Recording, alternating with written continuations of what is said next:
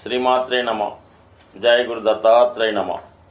ఈ వీడియోలో మనం కుంభరాశి వారికి నవంబర్ 24 నుంచి 30 మధ్యలో జరగబోయే వారఫలాలు గురించి తెలుసుకుందాం. ఈ రాశి వారికి ఈ వారం కూడా దశమ స్థానంలో ఏర్పడినటువంటి బుధాదిత్య యోగం చాలా వరకు జాతకుడికి వృత్తిపరమైనటువంటి అభివృద్ధికి మార్పుకి కారణం అవడం జరుగుతుంది. సో ఇవి పక్కన పెడితే ఈ వారం అంతా కూడా లాభస్థానంలో సంచరిస్తున్నటువంటి శుక్రగ్రహం. శుక్రుడు కుంభరాశి వారికి యోగకారకుడు. ఏ రాశి వారికన్నా జీవితంలో సౌఖ్యం కావాలన్నా, సంతోషం కావాలన్నా, ఆనందం కావాలన్నా శుక్రగ్రహ అనుగ్రహం తప్పనిసరి. అటువంటి శుక్రుడు సహజ భాగ్యస్థానం అయినటువంటి ధనుస్సు రాశిలోకి రావడం జరిగింది. ఇది ఈ కారణం వల్ల జాతకుడికి ఒకటేంటంటే శుక్రుడు కారకత్వాలైనటువంటి భార్య, అలాగే విలువైనటువంటి వజ్ర వైడూర్య ఆభరణాలు, ఇవి మీకు మరి భార్య యొక్క అనుకూలత, లేదా కొంతమందికి వివాహం కుదరడం ద్వారా కట్నం రూపంలో కానీ భార్య తరపు నుంచి కానీ మీకు ఒక సంపద లాంటిది, అది వాహనం అవ్వచ్చు, గృహం అవ్వచ్చు, బట్ ఎనీహో కంఫర్టబుల్గా మీకు మరి వివిధ సౌకర్యాలు మరి మీకు భార్య రూపంలో శుక్రగ్రహ అనుగ్రహం ద్వారా లభించడం జరుగుతుంది.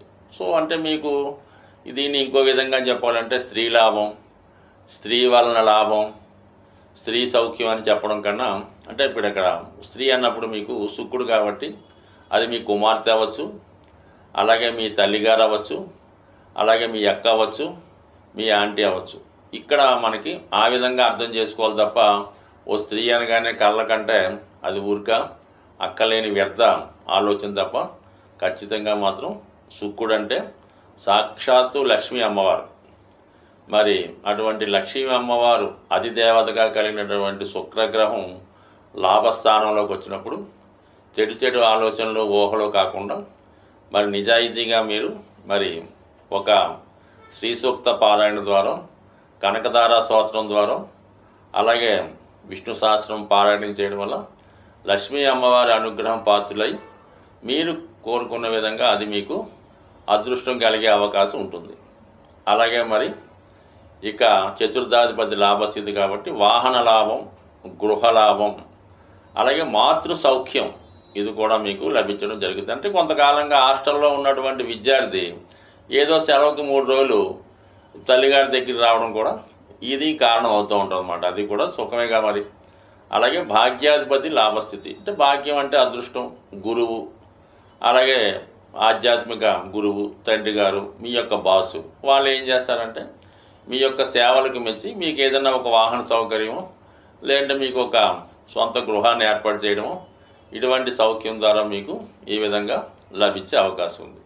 సో సహజంగా శుక్రుడు స్త్రీ గ్రహం కాబట్టి మరి మీరు ఉద్యోగం చేసే చోట మీ యొక్క బాసు స్త్రీ అయితే, లేడీ అయి ఉంటే వాళ్ళ యొక్క ప్రోత్సాహంతో మీరు కొంతవరకు మీ యొక్క కష్టాల నుంచి, సమస్యల నుంచి బయటపడే అవకాశం ఉన్నది. బట్ ఏదైనా ఈ రాశి వారికి చాలా వరకు మరి కష్టాల నుంచి బయటపడి నెమ్మదిగా గత 4 సంవత్సరాలుగా మీరు పోగొట్టుకున్నది ఏదైతే ఉందో అది తిరిగి సంపాదించుకునే యోగం ఉంది.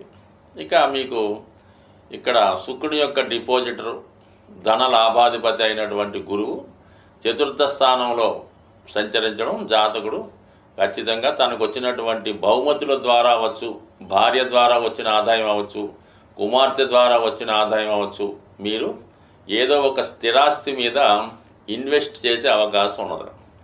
ఇక్కడ మనకి చతుర్థ లాభాధిపతి పరివర్తన ఏమైందంటే మీ దగ్గర ఏదైనా ఒక పాత గృహమో, పాత వాహనమో ఏదో ఉండే దాన్ని విక్రయించి మళ్ళీ కొద్దిగా ఆధునిక సౌకర్యాలతో వేరే గృహాన్నో వాహనాన్నో కొనుక్కునే అవకాశం ఉంది. లేదు మీరు విద్యార్థులైతే ఒక పాఠశాల కొద్దిగా మారి వేరే ఇంకా బెటర్గా ఉన్నటువంటి స్కూల్లోనో, కాలేజీలోనో, హాస్టల్లో చేరే అవకాశం ఉంది.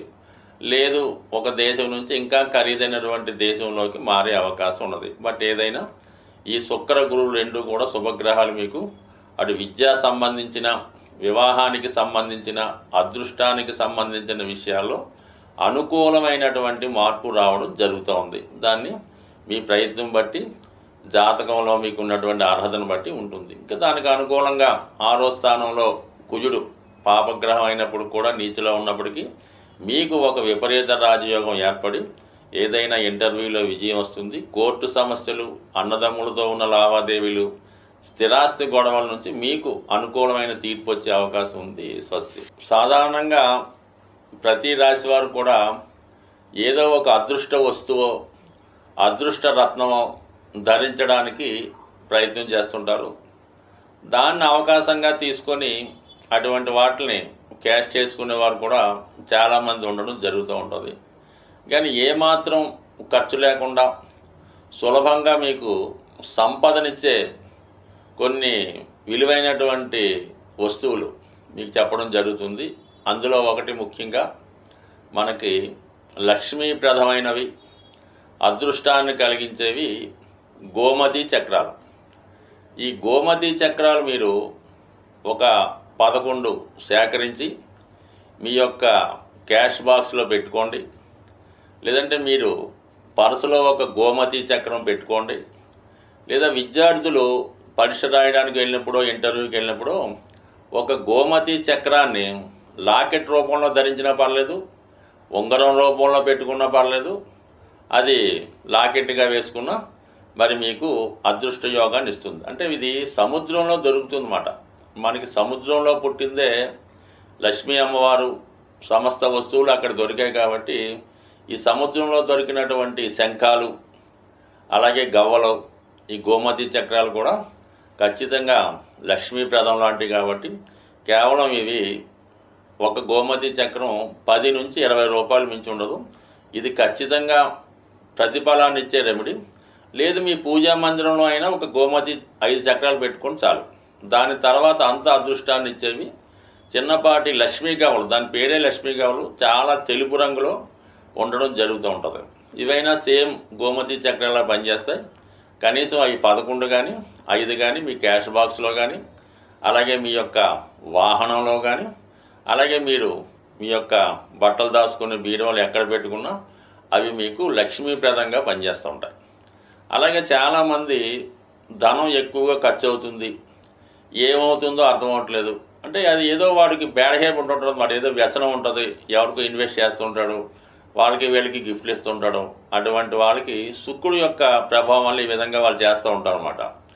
వాళ్ళకి ఏంటంటే స్ఫటికమాల అని దొరుకుతూ ఉంటుంది. కనీసం 500 మంచి ఒరిజినల్ దొరుకుతుంది. చిన్నపాటి పూసలు, అవి చాలా చల్లదనాన్ని ఇస్తాయన్నమాట. ఆ స్ఫటికమాల ధరించడం వల్ల ముఖ్యంగా స్త్రీ వ్యసనం నుంచి బయటపడతారు, బలహీనతల నుంచి బయటపడడం. ఎవరికైతే స్త్రీ వ్యసనం ఉంటుందో వాళ్ళు ఖచ్చితంగా ఆర్థిక పరంగా చాలా నష్టపోవడం జరుగుతుంటుంది. దాని నుంచి బయటపడే విధంగా ఈ స్ఫటికమాల ఉపయోగపడుతుంటుంది. ఇది కూడా చాలా తక్కువ విలువతో కూడుకున్నది కాబట్టి అది కూడా ధరించవచ్చు. అలాగే ప్రస్తుతం కంపల్సరిగా ఫలితాన్ని ఇస్తున్నటువంటి మాల కరుంగలి మాల. ఇది ప్రస్తుతం తమిళనాడు అంతటా పెద్ద వాళ్ళు వాడుతున్నారు. ఇప్పుడిప్పుడే మనకి ఆంధ్రప్రదేశ్లో కూడా విరివిగా ఈ కరుంగలి మాల దొరకడం జరుగుతుంది. సో ఈ మాల యొక్క ఖరీదు అంటే అది చెట్టు యొక్క దాని మొదలను తయారు చేస్తూ ఉంటారు.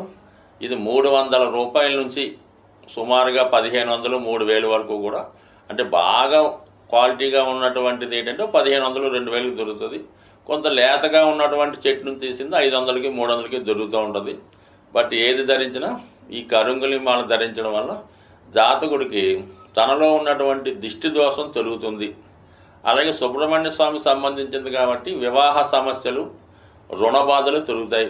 అయితే ముఖ్యంగా ధైర్యం కారణం జరుగుతుంది. ప్రతి వాడికి అప్పు ఉంటుంది, అది తీర్చగలిగే ధైర్యం ఉన్నవాడు నిలబడుతూ ఉంటాడు, లేనివాడు ఏదో ఇబ్బంది పడుతుంటాడు. కాబట్టి సాధ్యం వరకు ఇది సాధారణంగా ఎటువంటి నియమాలు లేవు. 99% ప్రస్తుతం మార్కెట్లో ఫలితాన్ని ఇచ్చే మాల ఈ కరుంగలి మాల కూడా ధరించవచ్చు. అయితే సాధ్యమైనంత వరకు రత్నాల జోలికి వెళ్లకుండా ఉంటేనే మంచిది. సాధ్యమైనంత వరకు ఇప్పుడు మార్కెట్లో 99.9% డూప్లికేట్ రత్నాలే దొరుకుతాయి. అవి ఇప్పుడు మన బీర్ బాటిల్ ఉంటాయి కదా, అవి కలర్ బీర్ బాటిల్ పగలగొట్టి వాటి యొక్క గాజుతో వాటిని పాలిష్ చేసి స్టోన్స్గా అమ్మడం జరుగుతుంది. మనకి చార్మినార్ ప్రాంతంలో ఇటువంటి స్టోన్స్ 100కి 3 దొరుకుతూ ఉంటాయి. అటువంటి భ్రమలో పడకుండా 90% జాతి రత్నాలు, జాతి రాళ్ళు, రంగురాళ్ళు పక్కన పెట్టి ఈ సింపుల్గా ఇప్పుడు చెప్పినటువంటి ఈ మరి తాంత్రిక వస్తువులు అనొచ్చు, లేదంటే విలువైనటువంటి వస్తువులు పెట్టుకోవడం వల్ల ఇవి చాలా ఆచారంగా పూర్వకాలం నుంచి వస్తుంది. కొద్దిగా నమ్మకం ఉంటే చాలు, అన్నీ మీకు లక్ష్మీప్రదమే అవుతుంది. స్వస్తి.